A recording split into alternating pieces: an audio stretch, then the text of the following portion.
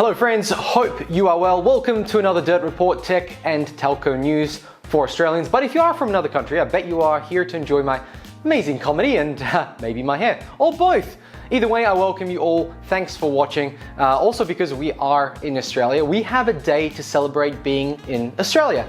No fires or floods can stop us from having a cold one down at the beach. Well, sort of. Happy Australia Day. Remember to hydrate, sunscreen, enjoy the day. You know what to do. Let's get on to the first topic. Sky Master. The NBN satellite services many regional and out of cable sync premises. And since the 20th of this month, January, it has been down. The outage apparently is affecting some people, or more than some people. You see, NBN code doesn't really want to share that information, so we don't really know. Out of nearly 100,000 people connected to the space infrastructure, apparently there are some who are experiencing issues. Now, I have jumped on a few sites, looked around, and it seems every one of them is reporting full outages, so I'm not sure what NBN code means by some. Let me know in the comments below if you're affected by the outage, obviously if you're on satellite. Also, if you could let me know what speeds you're getting on satellite NBN connection, I'd really like to know for my own research and obviously for videos like this. Also, in regards to a few videos ago, my own damn hand, I can't even write my scripts correctly, messing up wireless NBN with satellite. So I will say sorry, and I'd like to let you know that I didn't do well at uni in writing. My radio show scripts were usually song lyrics, so I just kind of looked like I had something in my hands, but it was just crap. Well, on Monday, problems began being reported across the network, and on the 22nd, it became official. Estimated premises affected is around 3,000 to 4,000, but there is no way to verify this by anyone, so it could be bubble fudge nothing. Now, here is the fun thing. I read today when writing this story that on the 22nd, NBN Co has fixed the issues. But right now, online, you can check the status of some NBN Co satellite providers that the services are still broken. They have a big red X on it, and there is no ETA on a fix. As I film this, it's the 26th. So either they have fixed the majority of the areas, but there are still a few premises having problems, or the problems haven't been resolved and it's still ongoing. And from past experience, it's hard to trust what comes out of the NBN media room. Let's move on to our, well, pretty much last story, but it's in two parts, so it's kind of like two stories.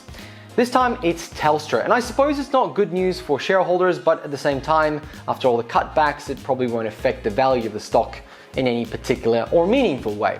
Now, when I travelled up to mine sites in rural Australia, Telstra was the only operator available.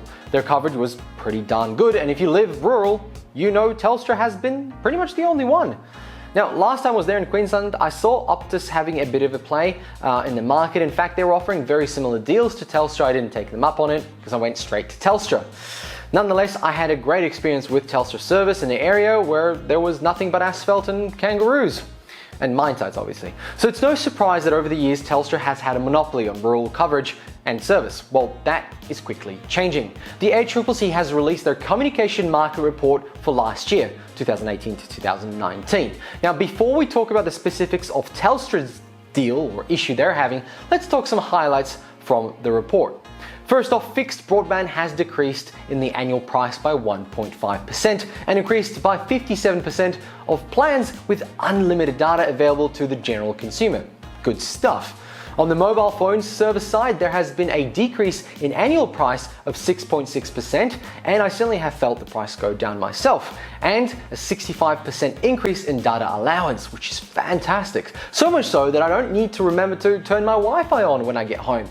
Even though most phones do it automatically nowadays, the unlucky time that you leave it on won't kill your wallet at all. In regards to mobile broadband, the price has decreased by 16.4% annually, and the data allowance, which you may remember has always been extremely low, has jumped by 118%, which is pretty darn good. And overall, data download has jumped by 47%, where fixed line accounts for 88% of mobile, accounts for only 12%. Now, NBN activations have jumped from 4 million to 5.5 million.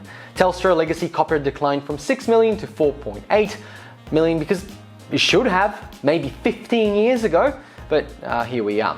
And mobile voice calls have declined from 67 billion to 64 billion, which is actually quite interesting. Let me know in the comments, are you guys finding that you're texting more or messaging or maybe video calling?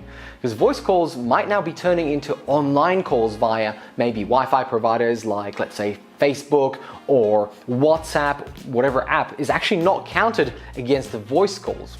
Now, the main idea of this report is to measure broadband statistics in Australia, leading to investigations and hopefully enforcement of requirements, and make sure that NBN Co is doing the right thing. Now, NBN Co is now called NBN, but I like to Co at the end. It makes it a little bit official in my mind. Now, lastly, I want to mention this graph from the report. How much of the NBN service is actually regional versus metro and outer metro? Now, you could potentially count metro and outer metro together, but I would say a regional and outer metro probably fits better together because these services are the wireless, satellite, and very, very slow DSL connections. This might give you an idea of the scale and breakdown of what NBN is up against. In any case, overall, NBN pricing has gone down and the connections have gone up. Rural connections are still a big part, and that's why NBN goes split into a regional-only division. So we're hoping in the future things go well.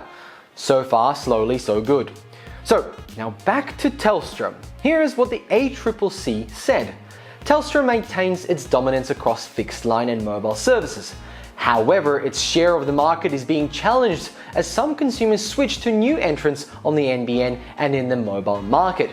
Obviously, competition. It seems that the NBN has created a competitive market, unfortunately for Telstra, with them losing many potential and current customers to other NBN providers and obviously mobile service providers. Let's have a look at Optus and regional areas. And the regional stranglehold over the next few years will be loosened, as continues the report. That is to say, unless Telstra do some drastic service and pricing campaigns, at this stage they're still trying to get their heads around how the consumer works with NBN, or how the NBN works, and for a little while longer they can still blame NBN for slow speeds.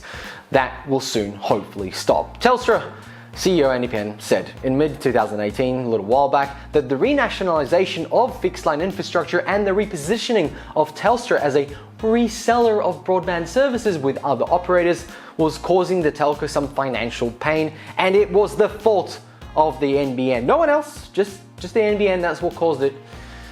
Well, it doesn't matter. NBN has added value to the country nonetheless. Old business models cannot last.